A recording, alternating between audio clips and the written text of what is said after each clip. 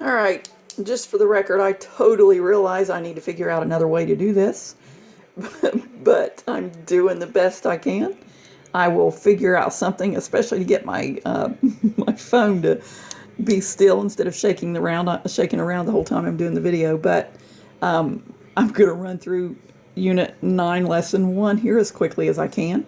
Number 1, the imaginary number I is defined as, I've answered that already. Number 2, that should have been pretty clear in the video. That's just a definition that we have. I is equal to the square root of negative 1. Number 2, which of the following is equivalent to the square root of negative 128? So before we left, we did do some simplifying radicals. So had this been the square root of 128, I would assume that you could do that. However, we've added this new aspect of the negative underneath the radical as well, but we still approach it the same way. The only thing we have to include now when we break down this 128 is we have to include a negative 1 in our factorization. So I've broken the negative 128 down to negative 1 times 64 times 2. Where did the 64 times 2 come from? Well, I know that 64 is the biggest perfect square that'll go into 128 evenly. So now as I look at this, I know that these first two factors here can actually be square rooted. Square root of 64 is 8, and the square root of negative 1 is I. We defined that earlier. So both of those factors can pop out of that radical. This one comes out as an 8, this one comes out as an I, which then results in this being our final answer, 8I times the square root of 2, which is number 4. Number 3, sum of negative 9, the square root of negative 9 plus the square root of negative 16. Well, the square root of negative 9, the square root of 9 is 3. You know, if we break this down to 9 times negative 1, the square root of 9 is 3, and the square root of negative 1 is I. So this gives us an answer of 3I. Likewise, this gives us an answer of 4I. And those can be added together because they're like terms. 3I plus 4I is 7I. Answer is number 3. Number 4, which of the following powers of I is not equal to 1? All right, when I do these in my head, I have a quick way to do them, and I guess that's because I coach Quiz Bowl. But the way I approach this is I look at the exponent, I divide it by 2. In this case, 16 divided by 2 is 8. Then if the answer you get is divisible by 2 again, which 8 is divisible by 2, then the answer to that is going to be positive 1. I should back up and say really quickly that I raised to any even power, and all these just happen to be even, I raised to any even power is going to be either 1 or negative 1. Odd powers we'll talk about here in a few minutes, but even powers, you're either going to get 1 or negative 1 for an answer. So again, if you can take the exponent and divide it by 2 twice evenly, then your answer is positive 1.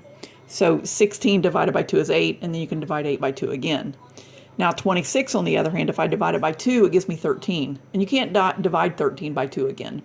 So that one then is actually going to be negative 1. Your two other options, 32 divided by 2 is 16, and 16 can be divided by 2 again. And then 48 divided by 2 is 24, and 24 can be divided by 2 again. So, I mean, you could shorten that up and say if the exponent is divisible by 4, your answer is 1. And if it's just divisible by 2, which in this case it is, then your answer is negative 1. And just real quick, here is why. I've listed the first 3 powers here of I. We know I to be the square root of negative 1, and I squared is negative 1. Well, 2 is divisible by 2 evenly only once, and that gives us a negative 1. But if we scoot down here to 4, you can divide 4 by 2 twice evenly. Dividing by 2 twice is really just like dividing by 4. But I guess, again, the quick way, I mean, sometimes when you get a large number, I raised to the 1,798th power, I mean, it's easier to divide it by 2 twice than it is to divide it by 4. So it's just a quicker way to find the answer, whether it be 1 or negative 1.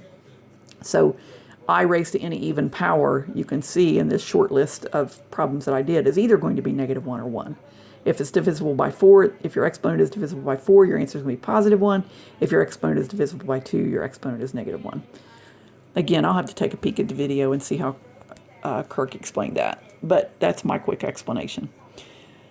All right, next problem. Which of the following represents all solutions to the equation 1/3 x squared plus 10 equals 7?